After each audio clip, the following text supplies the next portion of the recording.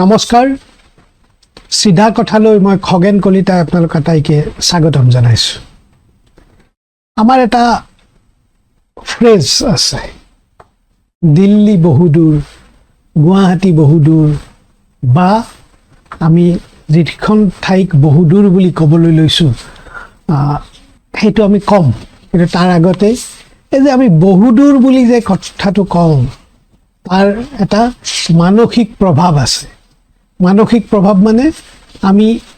এই বহুদূৰত থকা ঠাইখনৰ বিষয়ে বহুত কথাই অৱগত নহয় বা অৱগত হ'লেও আমি প্ৰত্যক্ষভাৱে একো কৰিব বা ক'ব নোৱাৰো এনেকৈ সেই কাৰণে যি সময়ত দিল্লীৰ শাসন ব্যৱস্থাটোক আমি বলে নোৱাৰো বা দিল্লীৰ শাসন ব্যৱস্থাটোক আমি প্ৰভাৱিত কৰিব নোৱাৰো তেতিয়ালৈকে আমি কৈ আছো যে দিল্লী বহুদূৰ তেনেকুৱাকে অসমৰ বিভিন্ন প্ৰান্তৰ পৰা কোৱা হয় গুৱাহাটী বহুদূৰ কাৰণ গুৱাহাটীত যিবোৰ ব্যৱস্থাই বিষয়বোৰ পৰিচালনা কৰি থাকে সেই ব্যৱস্থাবোৰক আমি প্ৰভাৱিত কৰিব নোৱাৰো সেইকাৰণে আমি গুৱাহাটী বহুদূৰ বুলি কওঁ আজি আমি বহুদূৰ বুলি ক'বলগীয়া ঠাইখনৰ নাম হাফলং ডিমা হাছাও জিলাৰ যি সদৰ সেয়াই হাফলং আমাৰ কাৰণে এতিয়াও যেন বহুদূৰ যদিও গোলকীয়ভাৱে হাফলং গুৱাহাটীৰ পৰা কেইঘণ্টামানৰ দূৰত্বত আছে কিন্তু সেই হাফলঙকে আমি বিভিন্ন কাৰণত হাফলং বহুদূৰ বুলি ক'ব লগা হৈ আছে প্ৰথম কাৰণ সেয়া হ'ল যে হাফলঙত বা ডিমা হাছাও জিলাত যিটো পৰিচালনা ব্যৱস্থা শাসন ব্যৱস্থা আমি যাক কওঁ শাসন ব্যৱস্থা আছে তাত শাসন চলি আছে কিন্তু সেই শাসন ব্যৱস্থাই যেন যিটো সাধাৰণভাৱে শাসন ব্যৱস্থা বুলিলে আমি যিটো বুজো সেই শাসন ব্যৱস্থা যেন হাফলঙত নাই তাৰ অলেখ উদাহৰণ আছে শেহতীয়াভাৱে তাত শাসন অৰ্থাৎ যিসকলে শাসন কৰি আছে তাত বিজেপি নেতৃত্বাধীন এটা শাসন ব্যৱস্থা চলি আছে আৰু আপোনালোকে নিশ্চয় জানে যে ডিমা হাছাও জিলাৰ যিটো পৰিষদীয় শাসন ব্যৱস্থা এই পৰিষদীয় শাসন ব্যৱস্থা সংবিধানৰ ৬ষ্ঠ অনুসূচীৰ অন্তৰ্ভুক্ত আৰু ডিমা হাছাও জিলাৰ যি এই ৬ষ্ঠ অনুসূচীভুক্ত যি শাসন ব্যৱস্থা এয়াই আছিল ভাৰতবৰ্ষৰ সংবিধানে ৬ষ্ঠ অনুসূচী গ্ৰহণ কৰাৰ পিছত প্ৰথমখন ৬ষ্ঠ অনুসূচীভুক্ত এখন জিলা পৰিষদ আছিল ৫০ৰ দশকতেই তাত ৬ষ্ঠ অনুসূচীভুক্ত স্বায়ত্ত শাসন ব্যৱস্থা জিলা পৰিষদ গঠিত হৈছিল পিছৰ সময়ছোৱাত আমি দেখিছোঁ যে তাত বিভিন্ন সময়ত তাত আন্দোলন হৈছে সেই আন্দোলনে ৬ষ্ঠ অনুসূচীভুক্ত যি স্বায়ত্ত শাসন ব্যৱস্থা এই স্বায়ত্ত শাসন ব্যৱস্থাক অধিক শক্তিশালী কৰিছে কাৰণ সেই সময়ত অন্ততঃ ৯০ৰ দশকত হিতেশ্বৰ শইকীয়া চৰকাৰৰ দিনত তাত যি আন্দোলন হৈছিল স্বায়ত্তশাসিত পৰিষদৰ যি শাসন ব্যৱস্থাটোক অধিক শক্তিশালী কৰাৰ কাৰণে সেই আন্দোলনত ৰাজ্য চৰকাৰ কেন্দ্ৰীয় চৰকাৰ আৰু সেই আন্দোলনৰ নেতৃত্বই চুক্তি স্বাক্ষৰ কৰি ক্ষমতা স্বায়ত্ত শাসন ব্যৱস্থাটোক অধিক শক্তিশালী কৰিছিল অধিক ক্ষমতা স্বায়ত্ত শাসন ব্যৱস্থা এটা অধিক শক্তিশালী হ'লে সাধাৰণতে জনসাধাৰণৰ লাভ হয় কিন্তু দেখা গৈছে যে স্বায়ত্ত শাসন ব্যৱস্থাটো শক্তিশালী হোৱাৰ পিছত তাত কিন্তু কিছু সংখ্যক ব্যক্তি নেতা তেওঁলোকহে লাভৱান হৈছে ক'ব খুজিছোঁ ডিমা হাছাও স্বায়ত্তশাসিত জিলা পৰিষদৰ যিগৰাকী আজিৰ তাৰিখত মূল মানুহ দেৱলাল গাৰ্লোছাৰ কথা দেৱলাল গাৰ্লোছা এটা উগ্ৰপন্থী সংগঠনৰ নেতা আছিল এক প্ৰকাৰ স্প্লিণ্টাৰ গ্ৰুপ আছিল তেওঁ উগ্ৰপন্থী সংগঠনটোৱে যেতিয়াই চৰকাৰৰ ওচৰত আলোচনা কৰিবলৈ তেওঁলোকে বুজাবুজিলৈ গৈছিল তেতিয়া এই দেৱলাল গাৰ্লুছাহঁতৰ গোট এটাই তেওঁলোকে সংগঠনটোৰ পৰা ফালি গৈছিল আৰু একেই সন্ত্ৰাসবাদী কাৰ্যকলাপ তেওঁলোকে অব্যাহত ৰাখিছিল তেওঁলোকক নিয়ন্ত্ৰণ কৰিবলৈ চৰকাৰে পুনৰ তেওঁলোকৰ সৈতে বুজাবুজি কৰিব লগা হৈছিল আৰু সেই বুজাবুজিৰ পিছত আজি দেৱলাল গাৰ্লুছা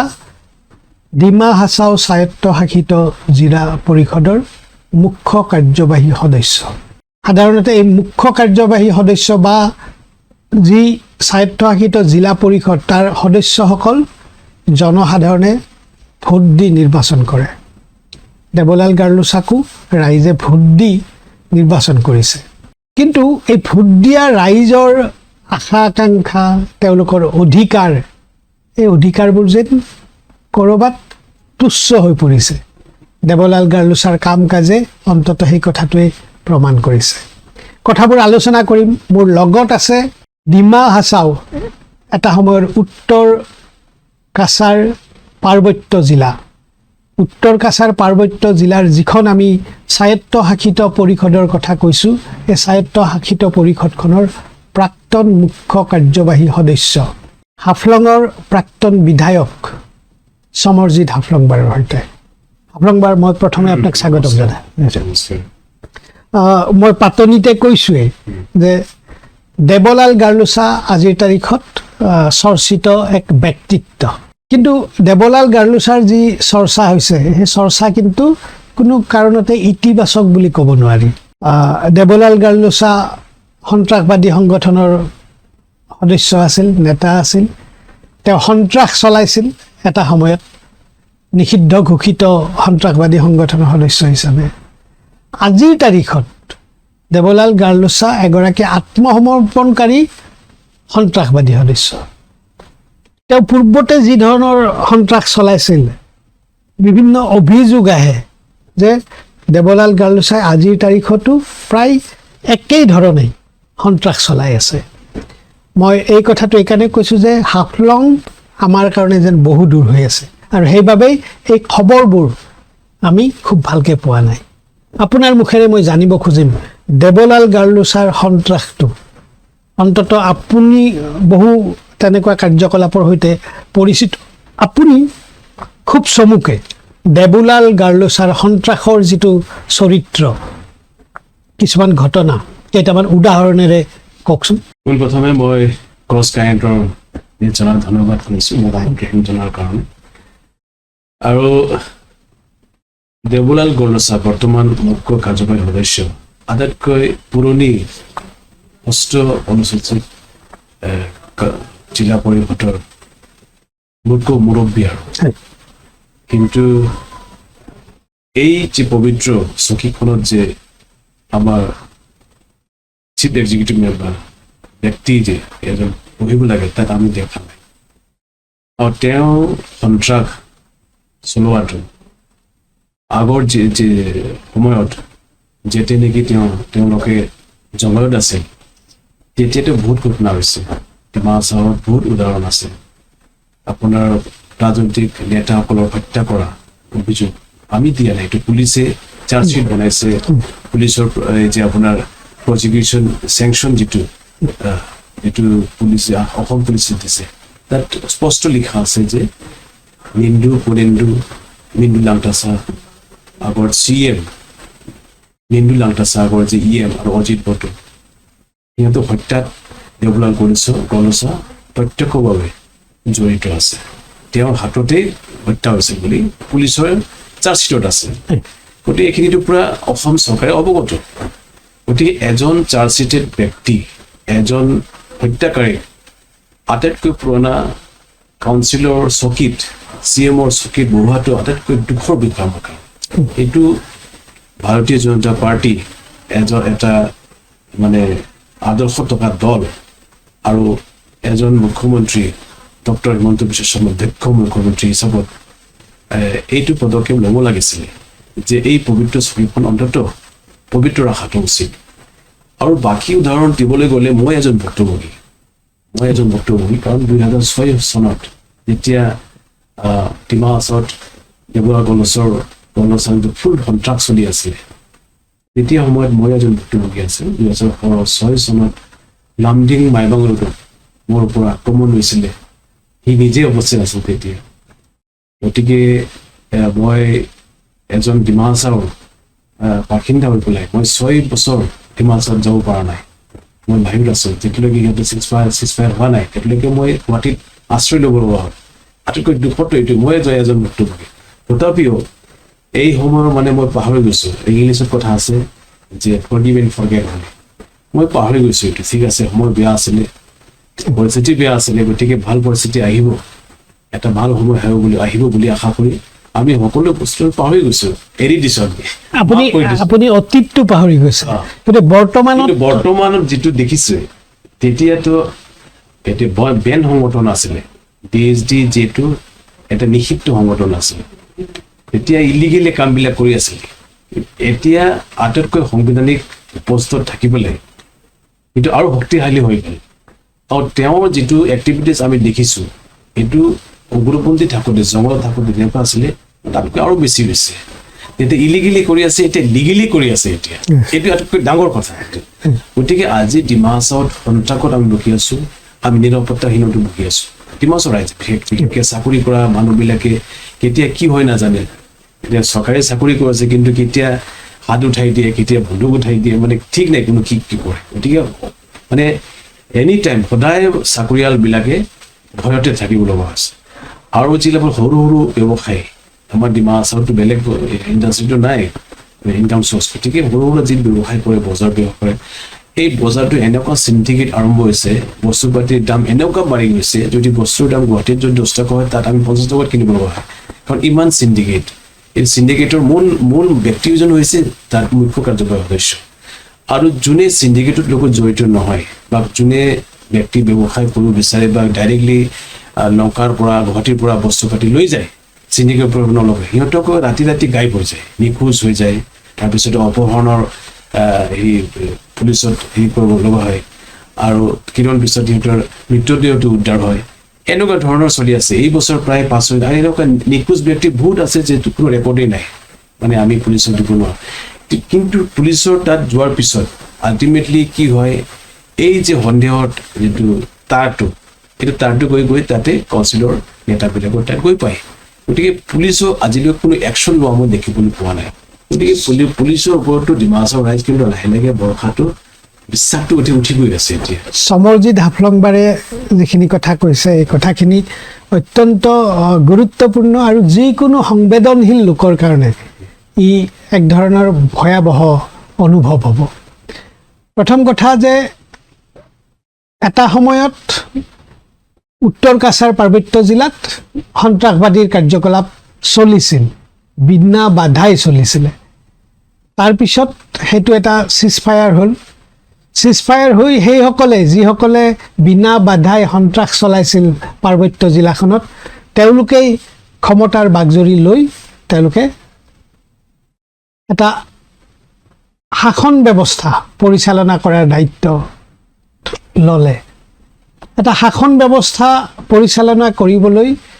নীতি নিয়ম আছে সেই নীতি নিয়ম সংবিধানে দিছে যি সংবিধানে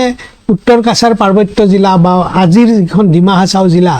এই ডিমা হাছাওক সাংবিধানিকভাৱে 6ষ্ঠ অনুসূচীত অন্তৰ্ভুক্ত কৰিছে আৰু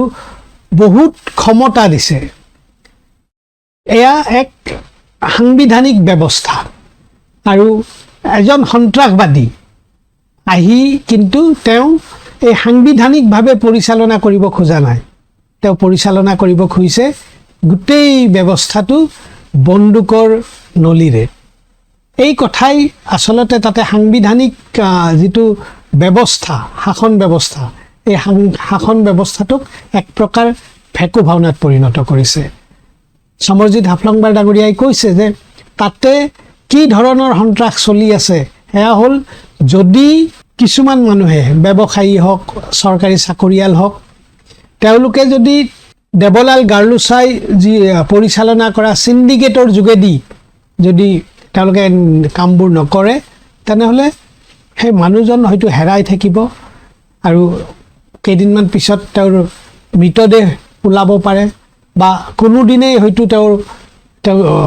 সন্ধান নোলাব পাৰে এনেকুৱা এটা পৰিৱেশ হৈছে তাত স্বাভাৱিকতে প্ৰশ্ন আহে তাত আৰক্ষী বোলা কথাটো নাই নেকি আৰক্ষী আছে কিন্তু আৰক্ষী বাহিনী ক'ৰবাত যেন অসহায় তাতকৈ অলপ যদি আমি বেছি বাস্তৱ কথা এটা ক'ব যাওঁ তেনেহ'লে দেৱলাল গাৰ্লুছাৰ দৰে সন্ত্ৰাসবাদীৰ ওচৰত আৰক্ষীৰ বিয়াগুম বিষয়াসকল জিলা পৰ্যায়ৰ বিষয়াসকল বা একেবাৰে তলৰ অচি পৰ্যায়ৰ বিষয়াসকল তেওঁলোক বিক্ৰী গৈছে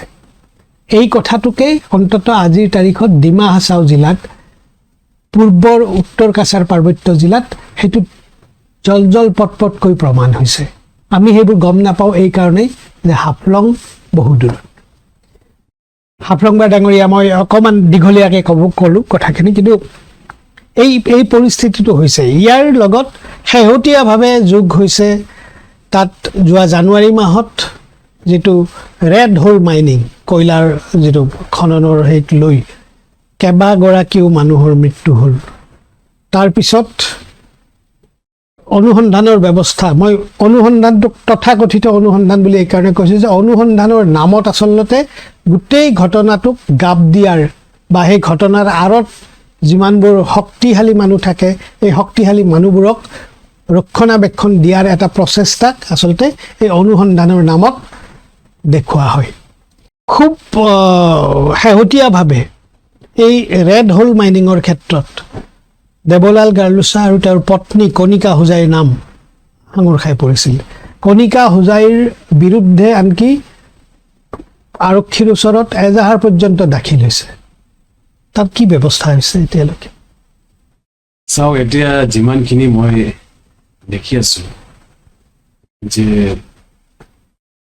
অসম চৰকাৰে যিবিলাক পদক্ষেপ লৈছে ৰেড হোল মাইনিঙৰ ওপৰত বা দেৱলাল গাৰ্লুছা কণিকা হোজাইৰ ওপৰত আমি একশ্যনবিলাক দেখি আছো যে অনলি ফৰ আই ৱাছ মানুহক মানে কি কওঁ এইটো এনেকুৱা ধৰণৰ দেখি আছো গতিকে মই অসম চৰকাৰক অনুৰোধ কৰিব বিচাৰিছো যে 6 শিডিউল এৰিয়াত যেহেতু আমাৰ সম্পত্তিৰ অধিকাৰ আছে এই সম্পত্তিৰ অধিকাৰ যিটো কিন্তু 6 শিডিউল যিটো স্পিৰিট এই স্পিৰিটটো আমাক ঘূৰাই দিয়ক কাৰণ যিটো ৰেড হোল মাইনিঙৰ তাত এৰাউণ্ড 248 ৰেড হোল মাইনিং এইটো ঘটনাটো হোৱাৰ পিছতে যিটো ইনভেষ্টিগেশ্যন কৰাৰ পিছত পাইছোঁ 248 এইটো আমাৰ নহয় আমাৰ মুখ্যমন্ত্ৰী আগৰ ষ্টেটমেণ্ট আৰু যিটো ৰেকৰ্ড আমি দেখিছোঁ 248 ৰেড হোল মাইনিং চলি আছে তাত গতিকে আমি সদায় অৱগত কৰাই আহিছোঁ এইটো বহুত দিনৰ পৰাই কৈ আছোঁ আমি মেমৰেণ্ডামো দিছোঁ চিফ মিনিষ্টাৰক অৱগত কৰাইছোঁ গভৰ্ণৰক অৱগত কৰাইছোঁ বহুত বাৰ আগতে যে তাত এনেকুৱা ইলিগেলি ৰেড হোল মাইনিংটো চলি আছে কাৰণ যিটো NGT নেশ্যনেল গ্ৰীণ ট্ৰিবিউনেলৰ এইটো নিষেধ আছে ৰেড হোল মাইনিং পুৰা গোটেই আমাৰ এইটো আৰ্থকুইক জোন যিটো নৰ্থ ইষ্টৰ গতিকে এইটো কোনো একশ্যন নাই কিন্তু মানুহ মৰাৰ পিছতহে সেইটো একশ্যনটো আহিছে তাৰপিছতে এতিয়া কমিশ্যনটো হৈছে এটা ইনকুৱাৰী কমিশ্যন হেডেড বাই জাষ্টিছ ৰিটায়াৰ্ড অনিমা হাজাৰিকা যোৱাকালি মই এনেই 17/3/2025 মেটা 17/4 মই ৰিটাৰ্ণ ষ্টেটমেণ্ট দিছিলোঁ তাৰ ওপৰত ভিত্তি কৰি পেলাই মোক চামন দিছিলে মই যোৱাকালি এটেণ্ড কৰিছোঁ মোৰ ডকুমেণ্টছবিলাক আপোনালোকে 17 এপ্ৰিলত তেখেতসকলক এখন ষ্টেটমেণ্ট দিছিলে ৰিটাৰ্ণ ষ্টেটমেণ্ট আৰু সেই ষ্টেটমেণ্টখিনি পুনৰ মানে পৰীক্ষা কৰাৰ বাবে আপোনাক যোৱাকালি মাতিছিলে চামন পাইছিলোঁ 14 তাৰিখত 14 জুলাই এইটো তাৰপিছতে এতিয়া কিমানখিনি এইটো একশ্যন লৈ কেতিয়া ৰেড হোল আপোনালোকে প্ৰথম 17 এপ্ৰিলত যিখন হেৰি কৰিছিল তাতে আপোনালোকে কি তথ্য সন্নিৱিষ্ট কৰিছিল তথ্যটো কৈছে যে তাত ডিমা হাছাওত যি কয়লাৰ বিজনেছ কয়লা মানে কি কয়লাটোতো ইলিগেল কয়লাটো বিজনেছ কৰিবই নোৱাৰে কাৰণ কয়লাৰটো চেণ্ট্ৰেল গভৰ্ণমেণ্টৰ ছাবজেক্ট আৰু AMDC তাত Assam minus and mineral development corporation যিটো তাত কয়লা অপাৰেশ্যন কৰি আছে সেইটোৰ কোনো কোল মাইনে ইণ্ডিয়ান কোলৰ কোনো পাৰ্মিশ্যন নাই গতিকে চালানত সদায় চালানত কিন্তু অবিকল বুলি লিখা থাকে অবিকল মানে অভাৰ বাৰ্ডেন কোল Okay. অভাৰ বাৰ্ডেন কোলটো হ'ল কলৰ ওপৰত যিটো ক্লে চেণ্ড এইবিলাক থাকে এইটো আমি এইটো কেৰি কৰিব পাৰোঁ গতিকে অভাৰ বাৰ্ডেন ক্ল' হিচাপত অভাৰ বাৰ্ডেন কোল হিচাপতহে চালানটো ইছ্যু কৰে কিন্তু তাতে ফুল কোলটো লৈ যায় ৰেগুলাৰলি আৰু কোলটো এনেকুৱা লৈ যায় য'ত এটা ট্ৰাকত এৰাউণ্ড 40-50 টন এনেকুৱা যায় কয়লাটো কিন্তু 10 টনৰহে ইহঁতে চালানটো কাটে 40-50 টনৰ পইচাটো ইহঁতে মাৰি দিয়ে ডাঙৰ এটা স্কেম এইটো যদি ভালকে ইনকুৱাৰী যদি কৰে বা CBI বা আপোনাৰ ED কৰিলে ভাল এটা ডেভেলপ এইটো কমিশ্যনটো এইটোৱে আৰু ছেকেণ্ডলি হৈছে তাৰ ওপৰতে কিছুমান লোকে ডিমা হাছাওৰ ব্যক্তি কনচিয়াছ চিটিজেন হিচাপত পিটুছ লাংটাছা আৰু কমেন কেম্প্ৰাই ইহঁতে FIR দিছিলে দেৱলাল গলচা আৰু কণিকা হজাইৰ এগেইনষ্টত কাৰণ মূল ব্যক্তিজনী হৈছে কণিকা হজাইৰ অবিহনে কোনো তাত ব্যক্তি তাত কয়লা বিজনেছ কৰিবই নোৱাৰে এইটো ব্যৱস্থা আছিল তাত ডিমা হাছাওৰ আৰু মূল মালিকটো আছিল দেৱলাল গলচা তাৰ মেছেজটোহে জাষ্ট নামতে চালানটো তাৰ নামত ইছ্যু হয় সেইকাৰণে আপোনাৰ পিটুছ লাংটাছা আৰু কমেন কেম্প্ৰাই কেছ দিছিল অমৰনাথ থানাত কিন্তু কেছটো ৰেজিষ্টাৰ হোৱা নাই পিছত আল্টিমেটলি জুডিচিয়াৰী মেটাৰত আপোনাৰ হাফলঙৰ কোৰ্টত জুডিচিয়াৰী কোৰ্টত কেছ দি পেলাই সিহঁতৰ হস্তক্ষেপত কেছটো ৰেজিষ্টাৰ কৰা হ'ল 16 তাৰিখত কেছটো ৰেজিষ্টাৰ কৰা হৈছে আপোনাৰ হেৰিটো কি বোলে এইটো কোৰ্টত ৰেজিষ্টাৰ হৈছে কোৰ্টত ৰেজিষ্টাৰ হৈছে এইটো 16/5/2025 কোৰ্টত মই ৰেজিষ্টাৰ এই কথাটোৱে বৰ গুৰুত্বপূৰ্ণ যে কিছুমান সেকশন লগাইছে ফ্ৰেম কৰিছে সেকশন যেটো লগাইছে হৈছে the charges have been framed under section 303 of Bharatiya Nyaya Sanhita 2023, the Environment Protection Act 1986, the Mines and Minerals Development and Regulation Act 1957, and the Forest Conservation Act 1980. এইবিলাক section লগাই পেলাই তাত কেছটো register কৰিছে কোৰ্টে কৰিছে অমৰনাথ থানাই অমৰনাথ পুলিচ ষ্টেচনে কেছটো register কৰি এইবিলাক সেকশনটো লগাইছে কিন্তু আজিলৈকে মই যেটো দেখিছো যি কমপ্লেইন দিছিলে যোনে কেছ দিছিলে সিহঁতক several times বহুবাৰ অমৰনাথৰ ওচিয়ে সিহঁতক মাতা হৈছে সিহঁতক ইন্টাৰোগেশ্যন কৰা হৈছে মেণ্টেলি হেৰাসমেন্ট দিয়া হৈছে কিন্তু যি মূল ব্যক্তি একিউজ ব্যক্তি আজিলৈকে সিহঁতক কোনো ইন্টাৰোগেশ্যন বা কোনো কল কৰা আমি দেখা নাই এইটো এটা অত্যন্ত গুৰুত্বপূৰ্ণ কথা সেয়া হ'ল যে যদি শাসক দল বিশেষকৈ দেৱলাল গাৰ্লুচা আৰু তেওঁৰ লগত জড়িত লোকসকলৰ বিৰুদ্ধে আপুনি অভিযোগ এটা দিয়ে সেই অভিযোগ আৰক্ষীয়ে ৰেজিষ্টাৰ নকৰে সেই অভিযোগটো ৰেজিষ্টাৰ কৰাবলৈ আপুনি কোৰ্টত যাব লাগিব কোৰ্টে আপোনাৰ নিৰ্দেশ দিয়াৰ পিছত ৰেজিষ্টাৰ হয় কিন্তু সেই ৰেজিষ্টাৰ কৰি আৰক্ষীয়ে দোষী বা যাৰ বিৰুদ্ধে মানে অভিযোগ উত্থাপন হৈছে তেওঁক আৰক্ষীয়ে কোনো ধৰণৰ সোধা পোছা নকৰে তাৰ পৰিৱৰ্তে যিসকলে এই অভিযোগ উত্থাপন কৰে তেওঁলোকক থানালৈ মাতি নিয়ে সোধপোছ কৰে আৰু এটা ধাৰাবাহিকভাৱে তেওঁলোকক হাৰাশাস্তি কৰে যাতে ভৱিষ্যতে বেলেগে এনে ধৰণৰ প্ৰভাৱশালী লোকসকলৰ বিৰুদ্ধে কোনো ধৰণৰ অফিচিয়েল অভিযোগ উত্থাপন কৰিব নোৱাৰে এয়াই হ'ল হাফলঙৰ ডিমা হাছাও জিলাৰ বাস্তৱ পৰিস্থিতি যিখন ডিমা হাছাও জিলাৰ শাসন ব্যৱস্থাৰ যিজন মূল কাণ্ডাৰী সেইজন হ'ল দেৱলাল গাৰ্লুচা এইজন প্ৰাক্তন সন্ত্ৰাসবাদী এতিয়া বিজেপি দলৰ নেতা আৰু বিজেপি দলৰ এই নেতাগৰাকীয়ে জিলাখনত এটা শাসন চলাই আছে হাফলং বাই ডাঙৰীয়া মই এইটো ক'লোঁ এতিয়া আপুনি অনিমা হাজৰিকা আয়োগত সাক্ষ্য দিলে ক'ব পৰা কথাখিনি অন্তত মই ভাবোঁ যে সেইটো যিহেতু এটা লিগেল থাকে ক'ব পৰা কথাখিনি আপুনি অন্তত কি অভিযোগৰ কথাটো মই কৈছিলোঁ যে কি অভিযোগ দিলে আৰু আপুনি আয়োগৰ সন্মুখত সেই সন্দৰ্ভত কি সাক্ষ্য দিলে নাই এনেকুৱা হ'ল যে অনিমা হাজৰিকা ডাঙৰীয়ানী এজন ভাল ব্যক্তি সৰল ব্যক্তি মই ভাবোঁ তেখেতৰ যিটো ৰিপৰ্ট দিব মই ভাবোঁ যে জেনুইনলি সত্য কথাখিনি ৰিপৰ্টটো দিব বুলি ভাবোঁ মই আশা কৰোঁ গতিকে মই অভিযোগ দিছিলোঁ যে যিবিলাক এৰেষ্ট হৈছিল কয়লা কোৱাৰীৰ নামত কয়লা ইলিগেল ৰেড হলৰ মাইনিঙৰ নামত কিমান আছিলে ইয়াতে আৰু এৰেষ্ট হৈছিল কেইজনমান এই এৰেষ্ট হোৱা মানুহকেইজন হৈছে কোনোবা ট্ৰেক্টৰ ড্ৰাইভাৰ, কোনোবা হৈছে ট্ৰাক ড্ৰাইভাৰ, কোনোবা এজন ব্যক্তি আছে যে কোনো 15-20 বছৰ আগত কয়লা বিজনেছ কৰিছিলে, এতিয়া কয়লা বিজনেছৰ কোনো জড়িতই নাই। এইবিলাক ব্যক্তিক এৰেষ্ট কৰা হৈছিলে, সিহঁতৰ এগেইনষ্টত চাৰ্জ লগাই দিছিলে। এনেকুৱা কৰিতো লাভ নাই। মূল ব্যক্তিখন, মূল মালিক দেৱলাল গণ্ডচা আৰু কণিকা অজায়, সিহঁতৰ ওপৰত তদন্ত হ'ব লাগে আৰু সিহঁতক উচিত শাস্তি ব্যৱস্থা কৰিব লাগে। মই অনিমা হাজৰিকা ডাঙৰীয়ানীক এইটোৱে মই ৰিকুৱেষ্ট কৰিছোঁ, বা আমাৰ ৰিটেন ষ্টেটমেণ্ট যে দিছিলে সেইটো হৈছে।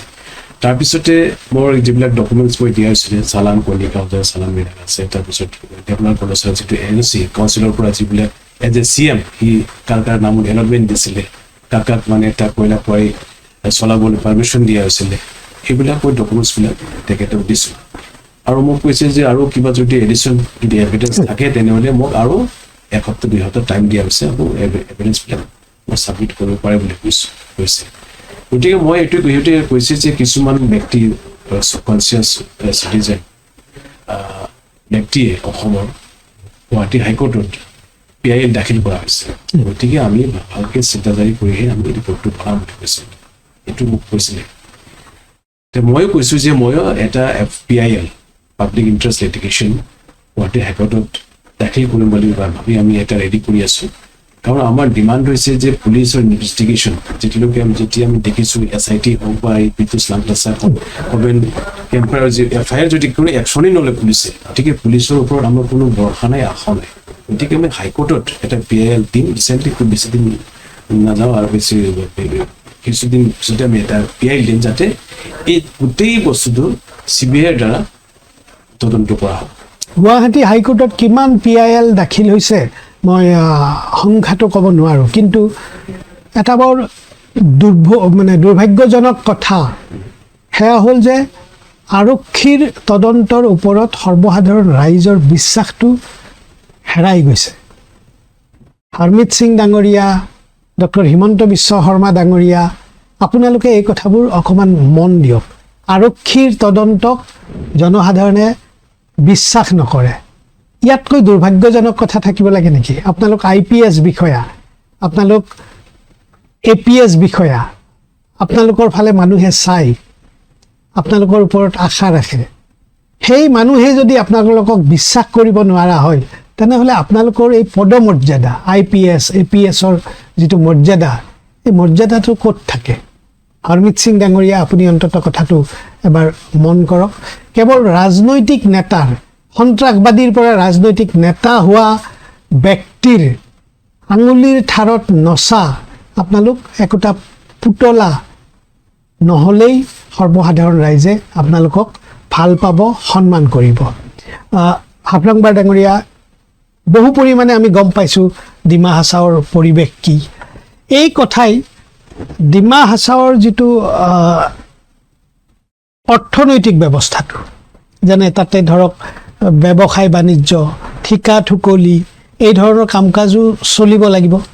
এই কাম কাজবোৰত এই যিটো শাসন, দেৱলাল গাৰ্লোচাৰ শাসনে কি ধৰণৰ প্ৰভাৱ পেলাইছে বুলি ভাবে? আমাৰ অৰ্থনৈতিক অৱস্থাটো বহুত বেয়া কৰিছে ডিমা হাছাও। আজি আমি পাৰ কেপিটা ইনকাম যদি চাওঁ, অসমৰ পাৰ কেপিটা ইনকাম তাতকৈ বহুত তলতত আমি জীৱিকা কৰি আছোঁ তাত ৰাইজে। এতিয়া প্ৰবলি অসমৰ পাৰ কেপিটা ইনকামটো, এনুৱেল পাৰ কেপিটা ইনকাম যদি কওঁ, তেনেহ'লে 1,40,000 মান এনেকুৱা হ'ব লাগে। কিন্তু আমি ডিমা হাছাওৰ যদি এভাৰেজ এনুৱেল পাৰ কেপিটা ইনকাম যদি ধৰোঁ 10,000 মান হ'ব কিজানি। বহুত অৱস্থা বেয়া তাত। মেইন কাৰণটো হৈছে দেৱলালৰ সন্ত্ৰাস, দেৱলালৰ যে ডিক্টেটৰিয়েল একতা নায়কতা চলি আছে। কাৰণ দেৱলালৰ গণ্ডচাৰ তাৰ অনুমতি অবিহনে নদীৰ পৰা এটা পাথৰ উঠাব নোৱাৰে, একদিন বালু উঠাব নোৱাৰে, কোনো মানুহে বিজনেছ কৰিব নোৱাৰে তাত। এনেকুৱা বস্তু কোনো কাউন্সিলৰ বিজনেছ আপোনাৰ চৰকাৰৰ এই ঠিকাটো এইবিলাক নকৰি পেলাই তাত নেশ্যনেল হাইৱে প্ৰজেক্ট চলি আছে আৰু আপোনাৰ কষ্ট কনভাৰ্চন যিটো ৰেলৱে প্ৰজেক্ট চলি আছে, তাত মানুহবিলাকে কোনো আনএমপ্লয়ড ল'ৰাবিলাকে যদি তাত কিছু বস্তু দিব বিচাৰে,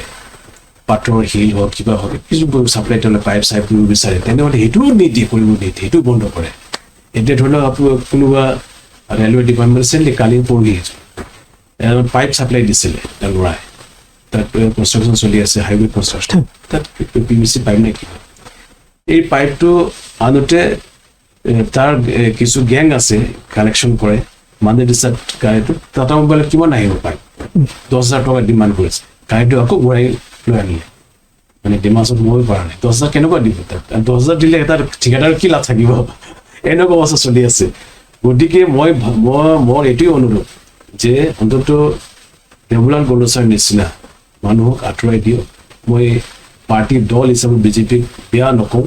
কিন্তু এনেকুৱা মানুহক যদি আপোনালোকে তাত ভাল ৰাখে চিফ এক্সিকিউটিভ পোষ্টত মুখ্য কাৰ্যবাহী সদস্য পদত যদি তাক ভাল ৰাখে তেনেহ'লে ডিমা হাছাও ৰাইজ কিন্তু ভৱিষ্যতে তাক ক্ষমা নকৰে ভৱিষ্যত কিন্তু এতিয়া প্ৰত্যুত্তৰ দিব আপোনালোকে কিছুদিন আগতে ৰাজ্যপালকো এখন স্মাৰক পত্ৰ দিছিলে সেই স্মাৰক পত্ৰত বিশেষকৈ তাত ঠিকা ঠুকলি কৰা ব্যক্তিসকলৰ যিটো দুৰৱস্থা সেইটোৰ কথাও উনুকি আছিল গোটেই বস্তুটো মই অৱগত কৰাইছোঁ ৰাজ্যপালক ব্ৰিফলি মই আধা ঘণ্টামান আমাৰ আলোচনা হৈছে ৰাজ্যপাল মহোদয়ৰ লগত মইতো ঘৰৰ নিচিনা ঘৰুৱা আলোচনা হৈছে এতিয়া মোৰ লগত মই কৈছোঁ যে চাওক আমিতো হিন্দু হিচাপত হিন্দু মানে আমি এৰাউণ্ড 18th centuryৰ পৰা আমি ডিমাছা জাতি হিচাপত আমাৰ ৰাজা যেতিয়া হিন্দুত কনভাৰ্ট হৈছে আমি হিন্দু হৈ গ'লো আৰু গতিকে আমিতো আগৰ পৰা হিন্দুৰ লগত জড়িত আছোঁ আৰু বহুত এনেকুৱা RSSৰ চাগা থাকোঁ মই নিজে কৰিছোঁ মোৰ দেউতাৰ জড়িত আছিলে RSSৰ মই বিশ্ব হিন্দু কৰিছোঁ মোৰ দেউতা জড়িত আছে মই মাজতে পটককৈ কথা এটা সুধিছোঁ আপোনাক 18th centuryৰ সময়ত আপোনালোকৰ ৰজা হিন্দু ধৰ্ম গ্ৰহণ কৰিলে তাৰ আগতে আপোনালোকৰ হেৰি কি আছিলে ধৰ্মটো আমাৰ নিজৰ হেৰি আছিলে আমাৰ যিটো কি ধৰ্ম কয় এইটো এনেকুৱা আছে কিন্তু এনেকুৱা নাছিলে আমি এই যে কি বোলে প্ৰাণ চেক্ৰিফাইচ দি পেলাই পূজা কৰোঁ এইবিলাক কৰি আছিলে কিন্তু হিন্দু ধৰ্ম আপোনালোকৰ নিজৰ এটা ধৰ্ম ধৰণৰ এটা পদ্ধতি আছিল উপাসনা পদ্ধতি এনেকুৱাতো পুৰা পৃথিৱীত যি ধৰ্ম যদি ক'ব গ'লে 3 নম্বৰটো নাস্তিকত আছে 146 ক্ৰ'ৰটো আপোনাৰ নাস্তিক কোনো ধৰ্মই নাই ক'ব গ'লে গতিকে আমিও কিন্তু ডিমাছাসকল অন্তত নাস্তিক নাছিল নাছিলে তথাপিও আমি হিন্দু নাছিল তেতিয়া মোক ঠিকাদাৰসকলৰ কথাটো আমাৰ ৰাজা দিলীয়া ওচৰৰ পৰা কিমান ৰাজা আছিলে সেই ৰাজাটো হিন্দু ধৰ্ম গ্ৰহণ কৰাৰ পিছতে আমি ডিমাছাবিলাকো এতিয়া হিন্দু ধৰ্মতে আছে কিন্তু এনেকুৱা পৰ্যায় আমাক লৈ নাযাব যাতে হিন্দু ধৰ্মৰ আমি ঘৃণা কৰা আৰম্ভ কৰোঁ মই ৰাজ্যপালক কৈছোঁ আমিতো চাহ ভাই আমি কেতিয়াও ভবা নাছিলে যে এনেকুৱা অত্যাচাৰী CMৰ আণ্ডাৰত আমি থাকিম কিন্তু আপোনালোকে যদি তাক ভাল পায় তেনেহ'লে ডিমাছাৰে ৰাইজে এনেকুৱা পৰিস্থিতি আহিব যে হিন্দুৰ ওপৰত ঘৃণা কৰা আৰম্ভ কৰি দিব এনেকুৱা অৱস্থালৈকে আহিব পাৰে পৰ্যায়লৈকে মই ৰাজ্যপালক ক'লোঁ এইটো বস্তুটো বুজিব লাগে আচলতে ৰিচেণ্টলি কি হৈছে চাওক আপোনাৰ ৰূপঞ্জিত লাংটাছা 3 তাৰিখত কেছ দিছে এইটো একদম জলজলা উদাহৰণ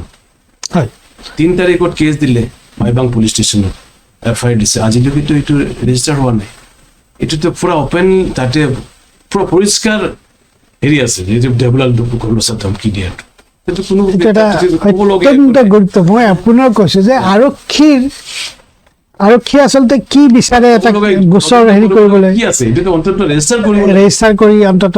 হেৰি কৰিব পাৰে এই ধৰণৰ কথাবোৰে সামগ্ৰিকভাৱে শাসন ব্যৱস্থাটোৰ ওপৰত সৰ্বসাধাৰণ ৰাইজৰ বিশ্বাসটো হেৰুৱাই পেলাইছে এতিয়া ৰূপঞ্জিত লাংটাছা গুৱাহাটীত আছে পলাই থাকিব লগা হৈছে কি হ'ব তাৰ মা দেউতা ডেইলি ফোন কৰি আছে মোক এইটো অৰ্থাৎ কি ধৰণৰ অৱস্থা কেনেকুৱা বিশ্বাস কৰে আমি পুলিচৰ কি ধৰণৰ অৱস্থা হৈছে সেইটো সহজেই অনুমান কৰিব পাৰি মই আল্টিমেটলি কিন্তু ডিমা হাছাওৰ সৰ্বসাধাৰণ ৰাইজৰ কাৰণে বা দেৱলাল গাৰ্লোছাৰ এই কুশাসন বুলি কৈছোঁ আৰু তেওঁৰ কাম কাজক বিৰোধিতা কৰাসকলে গুৱাহাটীলৈ পলাই আহি কোৰ্টৰ হস্তক্ষেপ লৈহে তেওঁলোকে আগবাঢ়িব লগা হৈছে এই বিষয়টো সঁচাকৈ গুৰুত্বপূৰ্ণ বিজেপি দল দিলীপ শইকীয়া ডাঙৰীয়া ডক্টৰ হিমন্ত বিশ্ব শৰ্মা ডাঙৰীয়া এই মানুহবোৰক কিন্তু বাদ দি আপুনি এই ছবিখন কল্পনা কৰিব নোৱাৰে যি দেৱলাল গাৰ্লোছা যি বিজেপি দলৰ নেতা জিলা পৰ্যায়ৰ সেই বিজেপি দলৰ ৰাজ্যিক সভাপতি দিলীপ শইকীয়া যি শাসন ব্যৱস্থাটো 6 শিডিউল ষষ্ঠ অনুসূচীভুক্ত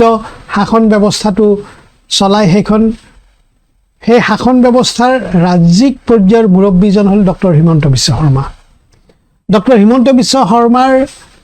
পৰামৰ্শ আৰু নিৰ্দেশত